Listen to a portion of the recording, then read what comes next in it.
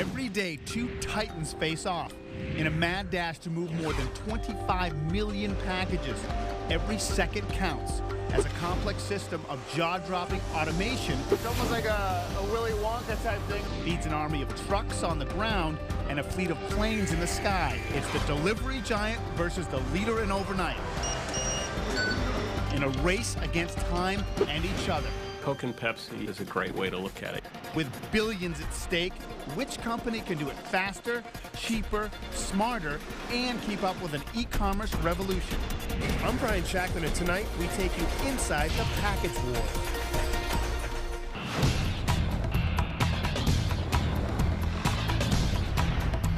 UPS and FedEx deliver nearly 6.5 billion packages a year, practically a package for every person on the planet.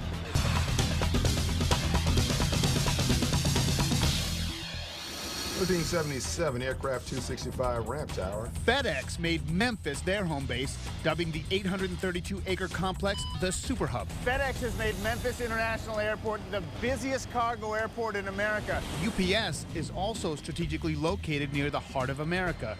Brown calls its mega complex Worldport.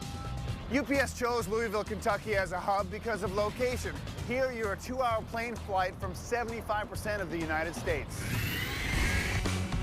What's so special about this spot? CNBC went behind the scenes with both That's what's known as a unit load device. to show you the amazing journey from this to this.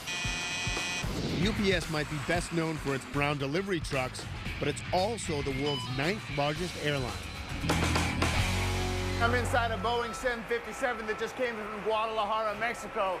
They're bringing all the cans out to go into the Worldport for sorting. Sorting. It's what both hubs were built for, routing packages from one plane to another. The sort, as workers at both companies call it, is where you see the shipping magic at work. At Worldport, UPS can sort up to 416,000 packages an hour. And at night, 1 million. During a peak season like Christmas, 1.6 million packages. As for FedEx, it's not just a company, it's a verb.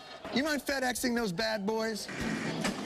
Just a few minutes before 11 p.m. on a Monday at the hub in Memphis, Tennessee for FedEx, and some of the 10,000 workers are streaming in for the night sort, which can handle up to 2 million packages in a single night. And as you can see, they're in winter gear because Memphis is expecting snow. It's right about midnight, and all the planes are starting to stream in. They have to get them all within a very tight window to make sure the sort goes off on time. This particular 777 came in from Charles de Gaulle Airport in Paris. Traveling to Paris, Mexico, and beyond, it's staggering to think that combined, the companies have about $90 billion in revenue. Especially when you consider both companies' humble beginnings. In 1907, Jim Casey founded the American Messenger Company in Seattle. By the time it was renamed the United Parcel Service in 1919, men in brown were delivering around 2,200 packages per day. In 1959, daily volume surged to 723,000. With each generation, exponential growth. By 1982, UPS introduced next-day air service, and volume hit 6.4 million. The volume just keeps growing. In 1973, former Marine and Vietnam vet Fred Smith founds Federal Express. On its first night in business, delivering 186 packages. By year 2, daily volume passes 10,000. 20 years later, shorter delivery times and a shorter name. The newly coined FedEx delivers nearly 2 million packages per day. In 1998, FedEx launches ground and home delivery, and by 2010, FedEx is up to 8 million packages. Today, when you combine the two delivery giants, it's almost 25 million packages a day. Back on the sword, it's easy to see where today's growth is. Internet retailing. Hewlett-Packard, Dell, Walmart, Amazon. This is one of our many areas. UPS's Mike Nepal runs Worldport, host to a nightly cascade from Amazon. How big are they to your business? They comprise a lot of our business. They're one of our strategic shippers. How big? Big? We'll probably do about 20 to 40% of their volume here. In the air and on the ground, reputations are on the line each and every night. We're taking a piece and trying to find a way to get it to his home. So this is where the great sort happens. For 4 hours every night, each next day package travels the 155 plus miles of conveyor belt, getting bagged by zip code, apartment building, even large individual customer. These are going to Illinois. Tonight, Kabira Murray covers the letter C. Being a C person, you do a ton of Chicago. Yeah. What's the worst thing that can happen? You send it to the wrong place? Yeah. That's pretty bad. When we visited FedEx, it was Cyber Monday, and the intensity became more than a virtual headache. A snowstorm meant late arrivals and even more pressure inside the sort. None of the planes here can take off until the sort is complete and they're loaded to go. Let's say it's about twice the freight, so I'd say it's about twice the stress. It gets pretty intense. Chuck Bryson flips between the more than 250 cameras used to monitor and regulate the sort. See, when I extend that diverter, now I'm taking freight from 2 belts and putting it onto 1. He should be done by now. Over 200 planes are waiting on the tarmac. It's 3 in the morning. What's going on in the command center? Okay. We're wrapping up our sort at this time. 40 minutes late. Wasn't a total smooth night though, right? It was not. At what point in terms of lateness would it have made you nervous about getting things on time the next day? Well, this is pretty close to that boundary. With the first planes departing so late, distribution centers around the country have to move even faster to make their morning deadlines. But then again, employees are trained to expect every possible contingency. Well, not everyone. What's the strangest thing that's happened on these monitors based on what you've done? I think it might have to be the time that the box of fresh Maine lobsters broke open somewhere on the belt system, and 58-pound lobsters came straight up this belt, and people just scattered. They were smart. They'd have grabbed it and put it in their jacket. Yeah. Whether it's lobsters on the loose or snow on the ground. Our customers don't care that it's sleeting and snowing in Memphis. They want their package and they want it delivered on time. Coming up on Inside the Package Wars. Engineering speed with extreme automation.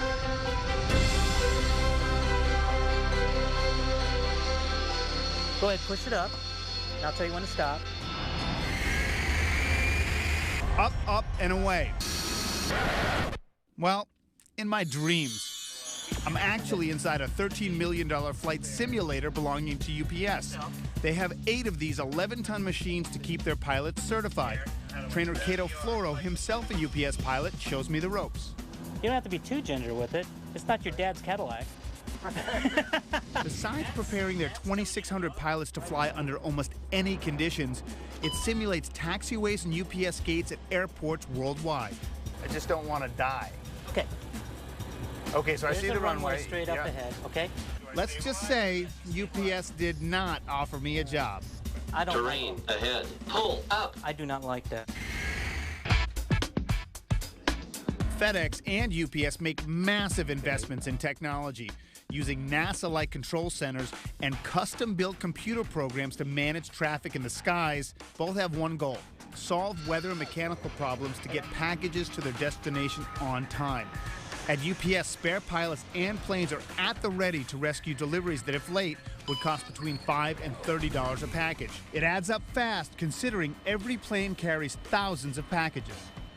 UPS uses a technology called NextGen. It lands planes closer together, shaving minutes from flight times, and that means millions of dollars. And savings is why UPS uses technology to, as they put it, de-skill jobs, like loading delivery trucks. Before packages even arrive at the distribution center, UPS's preload assist system determines exactly where each one belongs and instantly blows loading info right onto the packages, or on bigger ones, the device simultaneously scans the barcode and prints a loading code that tells workers exactly what truck to put it on and precisely where inside. UPS's Chief Information Officer, Dave Barnes, shows us the company's global data center in Mahwah, New Jersey. Computers here use advanced logarithms to issue drivers their daily instructions. 10 years ago, could you do that same thing? No, 10 years ago, we used to do this manually. We would train a number of our workers to memorize the routes of our drivers. And on those routes, drivers are discouraged from making left turns because models show they add more wait time in traffic and increase the risk of accidents. Optimizing right turns over left, we save money and have a safer workforce. For both companies, the barcode is key. At the FedEx ground hub in Memphis, belts move boxes at 500 feet per minute, and there's no need to slow down for scanning. This scan tunnel you see right here, Ken Spangler, CIO of FedEx Ground, explains. we're reading all 6 sides of the package. We're reading the barcodes on the bottom as well. We also do high-speed dimensioning, so we capture all the dimensions of the package. The packages come off the truck and they're all clumped together. By the time they get through this line, they're single file, they're spaced out, and they're scanned. The average FedEx Ground package is scanned 13 times. Once we unload it, we really don't want to touch it again until the load point. So basically, we're using all automation. They've even integrated scanners into gloves. Can I shake your bionic hand? Yes, you can. These are only the second set of hands that have touched these packages at the FedEx Ground facility, and this process of loading up a truck happens more than 100,000 times throughout the entire FedEx network. While both companies have ways you can track a package in transit, FedEx's Chief Information Officer, Robert Carter, shows us how they're not just tracking the package, they're tracking the contents as well, an innovation targeted at the biomedical industry. You actually insert it into the package. It can tell us where it is. It can tell us what temperature it is. It can tell us how fast it's moving. It can tell us whether or not light has entered into the package, which means it's been opened. Despite all the technology and innovation, the delivery is still the most important step. 2 recent viral videos illustrate the point. For FedEx, it was a driver carelessly chucking a computer monitor over a fence. FedEx responded quickly. This goes directly against all FedEx values. But replacing the monitor for free and disciplining the employee can't offset the bad press. For UPS, it was an obscene gesture at a security camera. UPS says the seasonal employee has since been fired, but from the public backlash, it's clear that delivering packages and profits still requires a human touch. Coming up, pushing packages was just the beginning. See why UPS wants to grab hold of your smartphone. Lift. When it comes to last-minute delivery, you might say UPS has skin in the game. Literally, human skin. What we have back here is some very time-sensitive product. From Louisville, Kentucky, Mark Villa leads a team of UPS employees who need to keep a freezer at negative 103 degrees Fahrenheit to preserve a product made by Advanced Biohealing, a company based in La Jolla, California. What is it? A skin replacement therapy used in foot surgeries, made from circumcised foreskin. We have minutes to remove it from our freezer and seconds to place it in the shipper. It's shipped in a container UPS designed, layered with dry ice, and sent next day to operating rooms across the country. And if we do not maintain the integrity of the product from the freezer to the shipper, we're compromising that patient's outcome. And I don't know about you, but I don't want that to happen, ever. It's just one example of UPS expanding into healthcare. Housed in warehouses the size of 3 football fields, this is what UPS calls an adjacent business, meaning adjacent to their gigantic super hub they call Worldport. In Louisville, Kentucky alone, healthcare-related adjacent businesses have 1 million square feet of FDA-certified warehouse space. Everything from pain medication to parts for x-ray machines, literally blocks from a runway, so if there's an emergency, they can get product out the door immediately. So it's one company you're dealing with, right from that source and manufacturer all the way through to that retail store or doctor's office in the U.S. That keeps you healthy, that's logistics. The commercials are ubiquitous, and UPS actually has a president of logistics.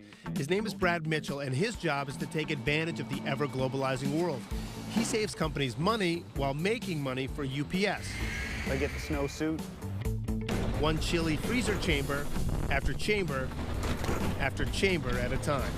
It's 4 below Fahrenheit, ice packs everywhere. You're a company that makes something that has to be stored at a particular temperature. UPS can do that.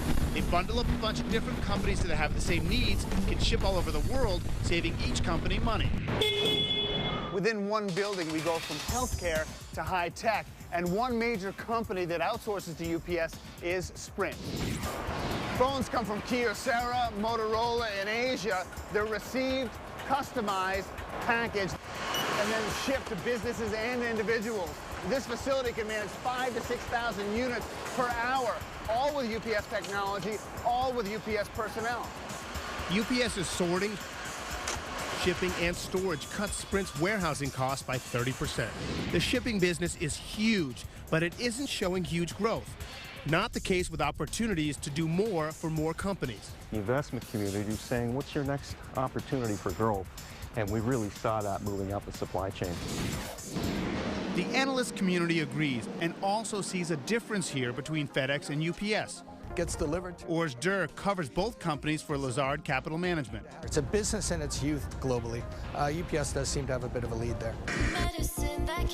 You see how they're advertising. It is going to be the dominant way that the company markets itself as it goes forward. It's more than shipping skin. It's reducing customs delays, processing returns, customer invoices, as well as what you see here, the do-it-all approach. Explain to me how big this business is within the framework of UPS. That's getting close to 20% of the total revenue base in the company. It's one of the priciest cars on the planet. And Brown actually has a hand in Bentley's business, too. We will handle anything from the smallest branded nut and bolt up to an engine. Bentley is based in Crewe, England. Since 1994, UPS has been their parts people for all of North America.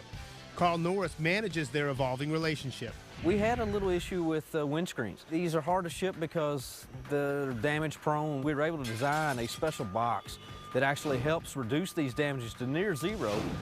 Then there are what you might call partnerships of convenience. UPS says at least 140 companies have relocated their distribution facilities to Louisville, Kentucky, benefiting from what they call end-of-runway services. Zappos can take orders until 11:30 p.m. and still get the shoes to customers by 8 a.m. the next morning. Meanwhile, in Memphis, FedEx is making huge strides in doing the very same thing. Pro Flowers is as close as possible to planes at FedEx's Super Hub to service all those emergency flower orders. In perishables, speed is everything. Clark Howard helped create the strategy. So if an order comes in another part of the country and it's too late to fulfill it, that's what this is for. Yeah, the Pro Flowers facility here in Memphis, since it's right next to the FedEx hub, is really the safety net for all of our orders for fulfillment the next day. Now, did you have that in mind when you decided to open up here? Absolutely. The amazing story of whether bovine heart tissue can make it from Australia to a U.S. lab to a patient in time for surgery. FedEx is also selling its heroic feats when it comes to healthcare logistics. What's in here? Well, these are samples that we would typically receive from, say, a clinical site. Lisa Jennings, CEO and president of Cirquest Labs, is a cold-blooded shipper. Literally. The company conducts lab work for clinical trials, and its proximity to the FedEx Super Hub helped secure a recent deal with the American Heart Association. They kind of relaxed a little bit and thought, well, gee, Memphis may really be the spot that we want to place this trial because of FedEx headquarters. FedEx looks like it will try and match UPS's adjacent business strategy. This facility, used to repair their own field scanners and equipment, is opening its doors to outside business. Carrie Pappas is president of FedEx Tech Connect. If you're a manufacturer of PCs or handheld devices, scanning equipment, servers, those kind of things, those would be definitely in our target audience for what we'd be looking for. Pappas admits FedEx is new to the concept. We have a handful of customers that we've just signed. Again, we're probably 4 or 5 months in, so we're in our infancy at this point, but we're working hard. The delivery challenge is on. The package wars can get wet and wild, with the delivery giants clawing for the great PR that comes with the most unusual deliveries. FedEx created Pandemonium, delivering 2 giant pandas from China to Edinburgh, Scotland. The 8-year-olds arrived on a Boeing 777 dubbed the Panda Express. But UPS had been there, done that over a decade earlier. Brown even called it the Panda Express when the company delivered a pair to the Atlanta Zoo. Only after the zookeeper signed for them, of course. FedEx got a feather in its cap for safely delivering 9 bald eagles from the San Francisco Zoo to a sanctuary in Tennessee. And after the Gulf oil spill, 70,000 endangered sea turtle eggs were FedExed out of harm's way to Florida's Atlantic coast. Have a whale of a delivery? Both companies have handled that. The largest fish in the sea took flight with UPS when the company shipped 2 female 14-foot whale sharks from Taipei, Taiwan to Atlanta, Georgia. Not to be outswum, FedEx upped the ante, shipping not one, but 7 beluga whales. They needed a temporary vacation spot while Chicago's Shedd Aquarium was being renovated. PR events aside, these oversized deliveries require expertise, and both companies want you to see the big guys trust them to get the package there on time. No matter what's inside, millions of people rely on both brands. Every package is a person.